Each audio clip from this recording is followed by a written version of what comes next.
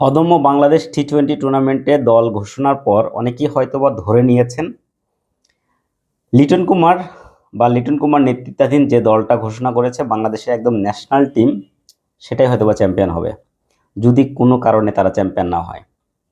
যদি তারা চ্যাম্পিয়ন না হয়, এবং আমি বিশ্বাস করি তাদের চ্যাম্পিয়ন হওয়ার সামর্থ্য আমার কাছে মনে হয় না আছে।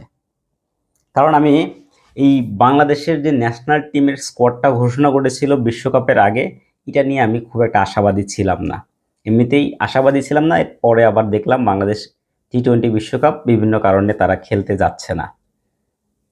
তবে আমি খুবই আশাবাদী নাজমুল শান্ত এবং আকবর আলীর নেতৃত্বাধীন যে দুটো দল রয়েছে তারা হয়তোবা ওই ন্যাশনাল টিমকে বিট করতে পারবে, ন্যাশনাল টিমকে দেখিয়ে দিবে ন্যাশনাল টিমের স্কোয়াডের চেয়েও বাংলাদেশে বর্তমানে পাইপলাইনে যারা রয়েছে তারা শক্তিশালী। সিরিয়াসলি তারা শক্তিশালী, এবং সেটা প্রমাণের যথেষ্ট একটা সুযোগ এসেছে